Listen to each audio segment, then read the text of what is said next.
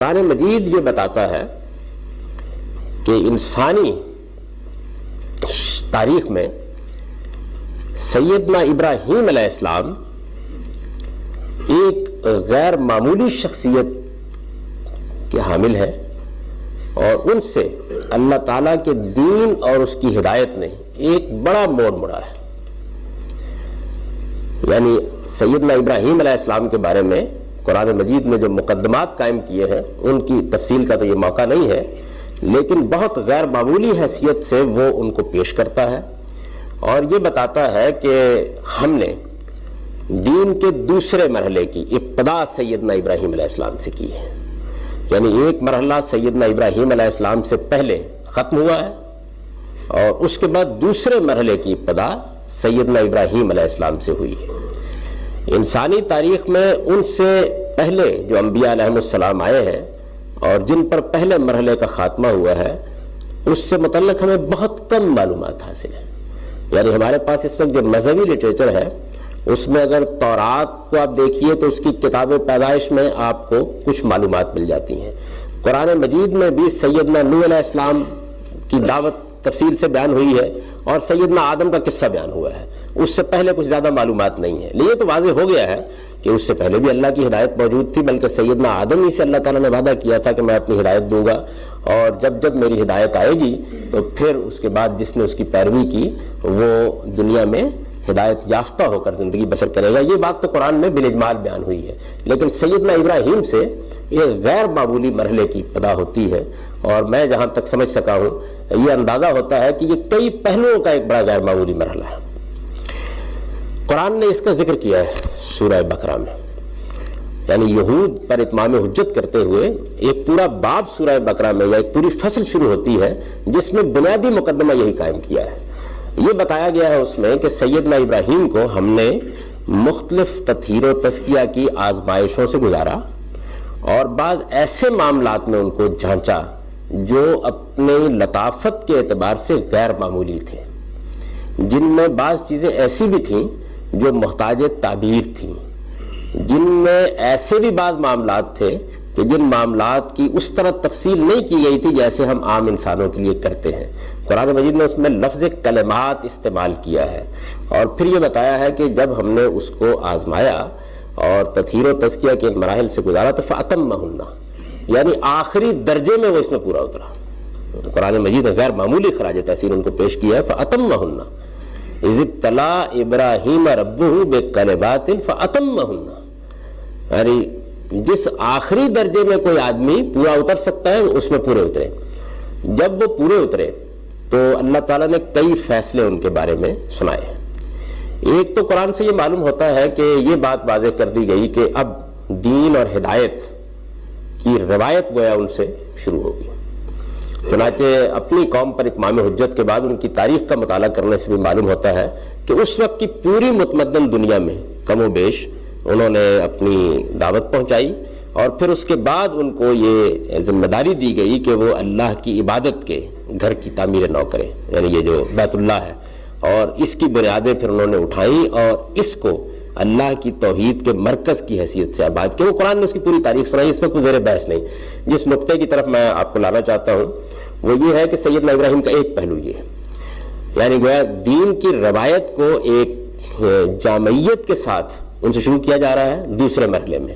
دوسری چیز یہ ہے کہ اللہ تعالیٰ اپنی توحید کا مرکز، جس کو آپ مرکز محسوس کہہ سکتے ہیں، جو ایک طریقے سے ذات خداوندی کے ساتھ ہمارے تعلق کی محسوس علامت ہے، یہ انہوں نے اس طرح تعمیر کیا جیسے کہ اب وہ بیت اللہ الحرام کی صورت میں موجود ہے۔ اس کے بعد ایک اور چیز جو اللہ تعالیٰ نے فرمائی وہ یہ تھی کہ میں اس دنیا میں امامت، مذہبی امامت اور پیشوائی کے منصب پر فائز کر رہا ہوں تمہیں۔ یعنی جیسے ہی پورے اترت فرمایا انی جاعلک للناس اماما، یعنی مطلب یہ ہے کہ یہ ایک ایسا منصب ہے کہ جو اب ظاہر ہے کہ نسلاً بعد نسلاً لوگوں کو متاثر کرے گا۔ سیدنا ابراہیم نے اس موقع کے اوپر یہ سوال کیا کہ ومن ذریتی، یعنی کیا یہ منصب میری ذات تک محدود ہے یا میری اولاد میں بھی جاری رہے گا؟ تو قرآن مجید میں اللہ تعالیٰ فرماتے ہیں کہ یہ جواب دیا گیا کہ لا ینال عہد الظالمین، یعنی اس میں دونوں چیزیں ہیں کہ ہاں تمہاری اولاد میں بھی جاری رہے گا، یعنی یہ غیر معمولی اعزاز ہے جو ان کو ملا، تمہاری اولاد میں بھی جاری رہے گا۔ اور اگر اولاد اس منصب کی ذمہ داریوں کو پورا نہ کر سکی اور اس نے اللہ تعالیٰ کے ساتھ ظلم و عدوان کا رویہ اختیار کر لیا، پھر وہ اس سے محروم ہوگی۔ اب اس میں رک کر ایک قانون جس کی اپنے وقت پر وضاحت کروں گا میں، اس کی طرف بھی چند اشارات سن لیجئے۔ عام طور پر اللہ تعالیٰ کا اس دنیا میں جو طریقہ ہے وہ یہ ہے کہ ایک تو عالم اسباب ہے، جس کا مطالعہ جب ہمارے سائنسی علوم میں بھی کیا جاتا ہے تو ہم یہ کہتے ہیں کہ یہ دنیا جو ہے یہ کاز اور ایفیکٹ کا کارخانہ ہے، یعنی کچھ چیزیں جو بالکل قاعدے سے ہوتی ہیں، ان کے کچھ قاعدے سے نتائج نکل آتے ہیں۔ آپ نے ایک ماچس کی تیلی جلائی ہے، اس سے آگ اٹھی ہے، اس سے کپڑا جل جائے گا۔ ایک تو عالم اسباب ہے، اور ظاہر ہے کہ وہ عالم اسباب کے جو قوانین ہیں ان کا ہم مطالعہ کرتے ہیں، اور اس مطالعے کے نتیجے میں بہت سی چیزیں اخذ کرتے ہیں، ان کے مطابق ہم اپنے بہت سے اقدامات بھی کرتے ہیں۔ اور اب موجودہ زمانے میں اسی عالم اسباب کے مطالعے سے ہم نے غیر معمولی بعض اکتشافات کیے ہیں، جس سے بہت سی ایجادات بھی ہوئی ہیں اور ایک نئی دنیا دریافت ہو گئی ہے۔ ایک یہ ہے۔ دوسری جو چیز ہے وہ اللہ تعالیٰ کا قانون ابتلا ہے، یعنی وہ آزمائش کے قانون کو چونکہ دنیا میں جاری کیے ہوئے ہیں، تو آزمائش کے اس قانون کے تحت وہ فیصلے کرتا ہے۔ مثلا وہ کسی آدمی کو غیر معمولی حسن دیتا ہے، کسی کو بہت دولت مند بنا دیتا ہے، اور اس میں اگر آپ غور کر کے دیکھیں تو ہوں گے کوئی اسباب، لیکن جو دنیا میں علت و معلول کا عمومی رشتہ ہے اس پر اس کی وضاحت نہیں کی جا سکتی۔ نہایت ہی احمق آدمی ہوگا لیکن اللہ تعالیٰ اس کو اقتدار دے دے گا، دنیا کی حکومت اس کو حاصل ہو جائے گی۔ تو قرآن نے یہ بتایا ہے کہ اللہ کا ایک قانون ابتلا ہے جس کے تحت وہ فیصلے کرتا ہے۔ ظاہر ہے کہ اس قانون ابتلا میں، جس طرح کہ میں نے اس سے پہلے آپ کو توجہ دلائی کہ جو ہماری فزیکل سائنسز ہیں ان کے اصول کار فرما نہیں ہوتے، ہم نہیں اندازہ کر سکتے کہ یہ شخص تھا، اس نے بہت محنت کی، اس نے غیر معمولی طریقے سے دیانتداری کے ساتھ کام کیا، یہی دکان لگا کے بیٹھا ہوا ہے، 4 روپے بھی نہیں کما رہا۔ ایک نہایت ہی احمق آدمی بعض اوقات ابتدا کرتا ہے، معلوم ہوتا ہے کہ اس کو پرخون برسنے لگ گیا ہے۔ بعض اوقات تو لوگوں کو جو کچھ میسر ہوتا ہے دنیا میں اس کی کوئی تعلیل کرنا ناممکن ہو جاتا ہے۔ میں یہ عرض نہیں کر رہا ہوں کہ اس کی کوئی علت نہیں ہوتی ہوگی، یعنی ہم انسانوں کے لیے اس کو سمجھنا ممکن نہیں ہوتا۔ تو قرآن مجید نے یہ بتایا ہے کہ اللہ کا ایک قانون ابتلا ہے، یعنی وہ انتخاب کرتا ہے لوگوں کا، کچھ کو شکر کی آزمائش کے لیے منتخب کر لیتا ہے، کچھ کو صبر کی آزمائش کے لیے منتخب کر لیتا ہے، اور پھر ان کے ساتھ ایک خاص معاملہ چلتا چلا جاتا ہے۔ تو ایک علت و معلول کا قانون ہے، یعنی جس میں آپ بالکل 2 اور 2 4 کی طرف بتاتے ہیں کہ یہ دیکھیے یہ ہوا، چکماک رگڑا گیا، یہ آگ نکل آئی، آگ دکھائی گئی، یہ کپڑا جل اٹھا، یعنی ایک تو یہ قانون ہے۔ اور اس کو بہت حد تک ہم سمجھ بھی لیتے ہیں، ہمارے سارے سائنسی علم کی بنیاد در حقیقت اسی قانون پر ہے۔ اور ایک قانون ابتلا ہے، یعنی جس کے تحت بہت سے فیصلے ہوتے ہیں انسانوں کے بارے میں انفرادی طور پر، قوموں کے بارے میں اجتماعی طور پر، لیکن علت و معلول میں ان کا رشتہ تلاش کرنا آسان نہیں ہوتا۔ اچھا، اسباب ہوتے ہیں وہاں بھی، یعنی ایسا نہیں کہ بالکل ہی اسباب نہیں ہوتے، وہاں بھی کچھ اسباب ہوتے ہیں جو ہمیں نظر آ رہے ہوتے ہیں، لیکن ان اسباب کی نوعیت ایسی نہیں ہوتی کہ آپ یہ کہہ سکیں کہ اچھا فلاں صاحب نے اگر اپنے اندر یہ اوصاف پیدا کیے ہیں اور ہم ایک زید کا انتخاب کرتے ہیں، وہ بھی اگر پیدا کر لے تو یہ نتیجہ نکل آئے گا، لازماً نہیں نکلتا۔ یعنی یہ ہم عام زندگی میں اس کا تجربہ کرتے ہیں۔ تو اس قانون ابتلا کے ساتھ قرآن سے معلوم ہوتا ہے کہ ایک اور قانون اللہ تعالیٰ نے جاری کیا، اور وہ قانون اتمام حجت ہے، یعنی جس قانون میں اللہ تعالیٰ بالکل میرٹ پر کچھ نتائج نکالی تاریخ میں بارہا ایک دینونت صغرا، دینونت کا مطلب ہے جزا و سزا، یعنی جو جزا و سزا قیامت میں ہونے والی ہے۔ ظاہر ہے کہ قرآن مجید سے ہمیں یہ معلوم ہوتا ہے اور اس پر ہمارا ایمان ہے، وہ آگے زیر بحث بھی آئے گا کہ جو جزا و سزا قیامت میں ہونے والی ہے وہ بالکل ٹھیک میرٹ پر ہوگی، یعنی اس میں کسی کے ساتھ ادنا درجے کا ظلم نہیں ہوگا، وہ پک اور چوز کے طریقے پر نہیں ہوگی کہ اس کو اٹھا کے جنت میں ڈال دیا، اس کو جہنم میں ڈال دیا۔ وہ تو بالکل اس اصول پر ہوگی نا کہ ایک آدمی نے ایمان و عمل کے کیا تقاضے پورے کیے ہیں۔ تو اسی نوعیت کی بالکل قطعی جزا و سزا بعض اقوام کے بارے میں اللہ تعالیٰ اس دنیا میں برپا کرتے رہے، تاکہ جو جزا و سزا قیامت میں ہونے والی ہے لوگ اس کو اس جزا و سزا کے ذریعے سے سمجھ سکیں۔ اس جزا و سزا کے بہت سے اور پہلو ہیں، لیکن ایک خاص پہلو یہ ہے کہ سیدنا ابراہیم کی اولاد کے بارے میں اللہ تعالیٰ یہ کہتے ہیں کہ ہم نے یہ جزا و سزا یعنی سینکڑوں سال پر محیط ابراہیم کی نسل کے بارے میں بالکل میرٹ پر برپا کی ہے. یہی بات اس آیت میں بیان ہوئی ہے. یعنی ابراہیم نے جب آزمائش میں پورا اتر کے دکھا دیا تو ہم نے اس کو پیشوائی عطا کی, اور قرآن نے دوسری جگہ تصریح کی کہ اس پیشوائی کے اجزاء کیا تھے. یعنی ان کو خدا کی ہدایت ملی, دین ملا, اللہ تعالیٰ کی براہ راست وحی کے ذریعے سے بتایا گیا کہ کیا حق ہے اور کیا باطل ہے. پھر اس کے بعد ان کو بادشاہی دی گئی, یعنی ان کی اولاد کے لیے اللہ تعالیٰ نے حکومت اور اقتدار کا فیصلہ کیا, اور اس حکومت اور اقتدار کو آل ابراہیم کے لیے, اولاد ابراہیم کے لیے قرآن سے معلوم ہوتا ہے کہ میرٹ پر فیصلہ, یعنی ہوگا یہ اوصاف ہوں گے تو باقی رکھوں گا, یہ نہیں ہوں گے تو چھین لوں گا, اس اصول کے اوپر. یہ دنیا میں عمومی قانون نہیں ہے. جی ارشاد. ساری صلاحیتیں خود ہی رکھی اور اللہ تعالیٰ کو یہ بھی علم تھا کہ میں یہ امتحان دوں گا, اس کا رزلٹ بھی یہ نکلے گا. اس میں ابراہیم علیہ السلام کا کیا کمال ہے؟ اس میں تو آپ کا بھی کوئی کمال نہیں. اس کی وجہ یہ ہے کہ جو قیامت میں آپ کو ملنے والا ہے, یہ جتنے سوالات آپ نے کیے ہیں وہ سارے تو اس کے بارے میں پیدا ہوتے ہیں. تو اس وجہ سے یہ جبر و قدر کا جو مسئلہ ہے اس کو اپنے وقت پر زیر بحث لے آئیں گے, لیکن یہ مقدمہ صحیح نہیں جو آپ نے قائم کیا ہے کہ اللہ تعالیٰ نے یہ کوئی پابند کر دیا تھا. خدا کا علم ایک الگ چیز ہے اور ہمارے اندر ودیت کردہ صلاحیتیں بالکل ایک الگ چیز ہے. یہ بات کہ ابراہیم کی شخصیت میں اللہ تعالیٰ نے کوئی ایسی چیزیں رکھ دی تھیں کہ وہ لازماً اس آزمائش پر پورے اترے, ایسا نہیں. ہمارے اندر بھی یہ نہیں کیا گیا. ابراہیم بھی ایسے ہی انسان تھے جیسے ہم آپ انسان ہیں. ہمیں بھی یہ بتایا گیا ہے کہ تمہارے اندر فَأَلْهَمَهَا فُجُورَهَا وَتَقْوَاهَا, اور اس کی بنیاد کے اوپر ہم آزادانہ فیصلے کرتے ہیں. اس کا اپنا ایک قانون ہے ہدایت اور ضلالت کا, جس کے تحت گمراہی بھی آدمی اختیار کرتا ہے اور وہ ہدایت بھی اختیار کرتا ہے. لیکن میں نے اس لیے توجہ دلائی کہ اس وقت کا یہ موضوع نہیں ہے. جو سوال آپ نے کیا وہ صرف ابراہیم کے بارے میں پیدا نہیں ہوتا, تو میرے بارے میں پیدا ہوتا ہے, آپ کے بارے میں پیدا ہوتا ہے. تو اللہ تعالیٰ نے, جی ایک یہ سوال تھی کہ یہ ساری بحث ہم اس چیز کو مان کے کر رہے ہیں قرآن مجید اللہ کی کتاب ہے, یہاں سے ہم نے بغیر کسی بحث میں پڑھے یہ مان لیا, کیا ہم یہ ٹھیک چل رہے ہیں؟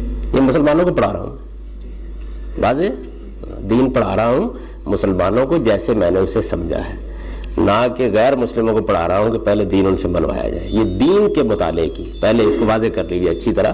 یعنی مسلمان ہیں آپ اور دین کو مانتے ہیں, تو اب میں آپ کو آپ کا دین جیسے کہ میں نے سمجھا ہے وہ پڑھا رہا ہوں. جیسے میں بہت سے لوگ ایسے ہیں جو کہ ہم یہاں سے باہر چلے جاتے ہیں, جو آس پاس غیر مسلم رہتے ہیں, جی پھر ان کو کافی مسئلہ آتا ہے. شروع میں اس کو تھوڑا سا واضح کر دیا جائے. ان مسئلوں کے حل کی یہ کلاس نہیں ہے, اس کے لیے میں صبح شام حاضر ہوتا ہوں. یعنی اس میں بنیادی بات یہ ہے کہ آپ کو اللہ کا جو دین ملا ہے اس کو جیسے سمجھا گیا اس کو پڑھایا جا رہا ہے. تو جو باقی مسئلے ہیں ان مسئلوں کو پہلے ذہن سے الگ کر دیجئے, وہ ایک الگ بحث ہے. تو پہلے اس کو سمجھیے کہ وہ کیا چیز ہے. تو میں یہ گزارش کر رہا تھا کہ سیدنا ابراہیم کی یہ ایک خصوصی حیثیت ہے کہ اللہ تعالیٰ نے ان کے ساتھ بھی میرٹ پر معاملہ کیا, اور پھر ان کی اولاد کے بارے میں بھی یہ وعدہ کیا قرآن مجید میں کہ میں میرٹ پر ان کو امامت کے منصب پر بھی فائز رکھوں گا, اور میں ان کو دنیوی اقتدار بھی دوں گا میرٹ پر. اور جب یہ اس پر پورے نہیں اتریں گے, یعنی دنیا میں اللہ تعالیٰ عام طور پہ ایسا نہیں کرتے, عمومی قانون میں اس کے بڑے بڑے سرکش لوگوں کو اقتدار حاصل ہوتا ہے. تو اس طرح خود سیدنا ابراہیم اور ان کی نسل ایک غیر معمولی حیثیت اختیار کر گئی. چنانچہ پھر یہ وعدہ اللہ تعالیٰ نے کیسے پورا کیا. قرآن مجید سے معلوم ہوتا ہے کہ اس کے دو مراحل ہوئے. پہلے مرحلے میں سیدنا ابراہیم کی اولاد میں سے حضرت اسحاق کو منتخب کیا گیا, اور حضرت اسحاق کی اولاد بے شمار غیر معمولی مراحل سے گزری. اس کی تاریخ سنانے کا یہ موقع نہیں ہے, اور جس کو ہم بنی اسرائیل کہتے ہیں, یہ حضرت یعقوب ہے نا سیدنا اسحاق کے بیٹے, ان کا نام اسرائیل ہے, جن کو ہم بنی اسرائیل کہتے ہیں. ان کے لیے امامت کا ایک پورا کا پورا تاریخی فیصلہ صادر ہوا. سیدنا موسیٰ علیہ السلام کے بعد پے در پے اللہ تعالیٰ نے ان میں نبی بھیجے, اور ان کو دنیا میں غیر معمولی اقتدار اپنے زمانے میں حاصل ہوا. یہ میرٹ پر حاصل ہوتا تھا, جب وہ ظلم و عدوان کا ارتکاب کرتے تھے چھین لیا جاتا تھا, جب لوٹتے تھے پھر دے دیا جاتا تھا. اس کی ایک پوری تاریخ ہے.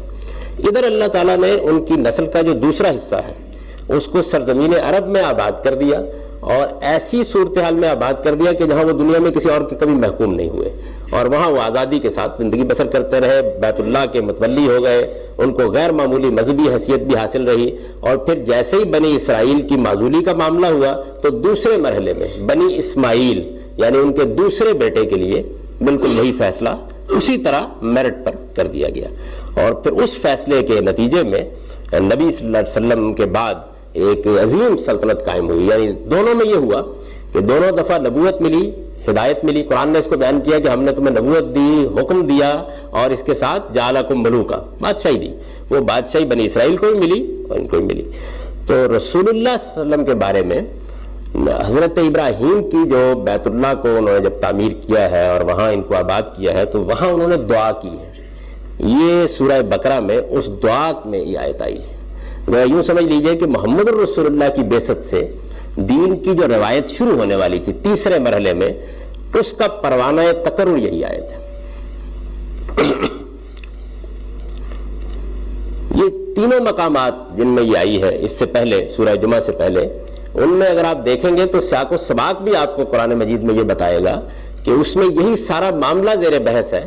اور چونکہ بنی اسرائیل ہیں جن پر اتمام حجت کیا جا رہا ہے، بقرہ میں بھی، آل عمران میں بھی، تو اسی پس منظر میں ان کے سامنے یہ بات رکھی جا رہی ہے کہ اللہ تعالیٰ یہ فیصلہ کیے ہوئے ہیں۔ اس فیصلے کا ذکر یعنی دعا کے پہلو سے بھی ہوا ہے، ظہور کے پہلو سے بھی ہوا ہے، اور یہاں پر خاص طور پر بنی اسماعیل جن کو قرآن مجید امیین کہتا ہے، یعنی امیین کا لقب ان کے لیے خاص ہے۔ یہ بنی اسرائیل نے ان کو یہ لقب دے رکھا ہوا تھا۔ وہ اپنے آپ کو سمجھتے تھے کہ ہمارے پاس کتاب بھی ہے، ہمارے پاس ہدایت بھی ہے، اور ان کو امی کہتے تھے۔ یہ کتاب سے، دین سے، اس کی روایت سے زیادہ واقف نہیں ہے، کیونکہ انبیاء نہیں آئے ان کے پاس کم و بیش 2000 سال تک۔ تو یہ اس موقع کے اوپر اللہ تعالیٰ نے ان کو بتایا ہے کہ میں نے اپنے اس فیصلے کے تحت جو سیدنا ابراہیم کے ساتھ ہوا تھا، اب ان امیوں میں ایک رسول بھیجا ہے۔ ایک بات۔ دوسری یہ کہ اس میں اس رسول کے ذریعے سے جو دین دیا جا رہا ہے اس کو پورا کا پورا بیان کر دیا گیا ہے۔ یعنی اگر آپ دیکھیں تو سوائے اس کے کہ 2 مقامات پر تزکیہ پہلے آ گیا ہے اور اس میں بعد میں آ گیا ہے، یعنی اور کوئی چیز تبدیلی نہیں ہے، کم و بیش ایک ہی چیز ہے جو اس میں بیان کی گئی ہے۔ آپ سادہ طریقے سے بھی اگر اس کا ترجمہ کریں تو یہ ہے کہ هو الذی بعث فی الامین، وہی ذات ہے کہ جس نے امیوں میں ایک رسول اٹھایا ہے، رسولا منہم، ان کے اندر سے۔ یعنی اس میں ایک ایک لفظ قابل غور ہے۔ امیوں میں اٹھایا ہے، ایک رسول اٹھایا ہے، ان کے اندر سے اٹھایا ہے، اور یتلو علیہم آیاتہ ویزکیہم ویعلمہم الکتاب والحکمہ۔ میں نے اس آیت کے بارے میں یہ سارے دراز نفسی اس لیے کی کہ میں یہ آپ کو بتا دوں کہ اس کا انتخاب کرنے کی وجہ کیا ہے۔ یعنی قرآن مجید میں یہ 2 پہلوؤں سے بڑی غیر معمولی آیت ہے۔ ایک، یہ اس سارے دینی پس منظر کو بیان کرتی ہے، یعنی جن جن مقامات پر یہ آئی ہے، یہ بیان کرتی ہے کہ اللہ تعالیٰ کا جو ہدایت دینے کا فیصلہ سیدنا ابراہیم کے لیے ہوا اور پھر آخری مرحلے میں محمد الرسول اللہ کے لیے ہوا، اس کے تقرر کی نوعیت کیا ہے۔ یہ بیان کرتی ہے کہ جب یہ فیصلہ صادر ہوگا تو اس سے کیا چیزیں صدور میں آئیں گی، یہ اس کو بیان کرتی ہے۔ اس لحاظ سے یہ بڑی غیر معمولی اہمیت کی آیت ہے۔ اب اس کے بعد دوسرا مسئلہ یہ تھا کہ یہ جتنی غیر معمولی اہمیت کی آیت ہے، اور اس میں کوئی شک نہیں ہے کہ ہمارے پورے دینی علم میں اس کو بڑی غیر معمولی اہمیت حاصل بھی رہی ہے۔ جن جن مقامات پر یہ آئی آپ اس کو نکال کر دیکھیں گے، جیسے میں نے آپ کو حوالے دیے، تو آپ محسوس کریں گے کہ گویا پوری کی پوری سورہ کی بحث کا مدار بن گئی ہے۔ یعنی اس لحاظ سے یہ ان مقامات پہ زیر بحث ہے۔ میں اس کا تھوڑا سا اشارہ کر دوں۔ یعنی صورتحال یہ ہے کہ یہ جو پہلا باب ہے قرآن مجید کا، جو سورہ بقرہ، سورہ فاتحہ سے شروع ہوتا ہے، سورہ مائدہ پر ختم ہوتا ہے، اس میں ہم سے پہلے جو یہود و نصارہ کی ایک بڑی تاریخ رہی ہے، اس پوری تاریخ کو قرآن نے بیان کیا ہے اور ان کی فرد قرارداد جرم بیان کی ہے، اور ان پر اللہ کی حجت پوری کی ہے، اتمام حجت کیا ہے۔ اتمام حجت کا مطلب تو اب آپ لوگ سمجھ گئے ہوں گے میرے بہت سے لیکچرز و درسوں میں، یعنی اس درجے میں حق کو واضح کر دینا کہ آدمی کے پاس پیش کرنے کے لیے کوئی عذر باقی نہ رہ جائے۔ تو اس حیثیت سے سورہ بقرہ میں، آل عمران میں یہ سارا معاملہ ہوا ہے، اور اس سارے معاملے میں ایک بہت بڑا مقدمہ اللہ تعالیٰ نے یہ قائم کیا ہے کہ یہ میں نے کوئی نیا کام نہیں کیا، میرا یہ پہلے سے طے شدہ فیصلہ تھا جس کے تحت مجھے بنی اسماعیل میں اس پیغمبر کو مبعوث کرنا تھا۔ میں نے تمہیں اپنے پیغمبروں کے ذریعے سے بتا دیا تھا کہ یہ امامت تمہارے بھائیوں کی طرف منتقل ہوگی، ٹھیک اس فیصلے کے مطابق منتقل ہوئی ہے، اور جو چیز اس امامت سے مقصود تھی وہ بھی میں نے بہت اچھی طرح واضح کر دی تھی. یعنی اتمام حجت کے اس پہلو سے یہ آیت آتی ہے، تو اس میں اس کا بیان ہوا ہے. سورہ جمعہ میں بھی اگر آپ اس کو نکال کر دیکھیں گے تو وہاں بھی بالکل یہی صورتحال ہے. یعنی یہ بتایا گیا ہے کہ اللہ تعالیٰ نے اپنے فیصلے کے تحت، وہاں صرف یہ ہے کہ ترتیب الٹ گئی ہے، فیصلے کے تحت بنی اسماعیل میں پیغمبر بھیج دیا ہے، اور اس کے بعد وہ پیغمبر بالکل وہی الفاظ ہیں جو دوسری جگہوں کے اوپر ہیں. اور پھر یہ بتایا گیا ہے کہ یہود آگے وہی زیر بحث آ جاتے ہیں، یہود کہ وہ کس طرح امامت کے منصب سے معزول ہو. اسی میں وہ آیت ہے اس کے آگے آ کے کہ میں نے تو ان پر بھی کتاب، ان کو بھی کتاب دی تھی، لیکن یہ بالکل گدھوں کی طرح جیسے کتاب لاد دی جاتی ہے اس رویے میں ہے. یہ حمار و اسفارہ قرآن مجید نے بیان کیا. پھر سبت میں جو انہوں نے حماقت کی ہے اس کی طرف اشارہ کیا ہے، اور آخر میں بتا دیا ہے کہ اب تمہارے لیے وہی حیثیت جمعے کی ہے، اور تمہیں یہ منصب دیا گیا ہے تو کہیں ایسا نہ ہو کہ تم جمعے کے معاملے میں وہی غلطی کرو جو سبت کے قانون کے بارے میں بنی اسرائیل نے کی. یعنی پوری سورہ کا گویا خلاصہ یہ ہے.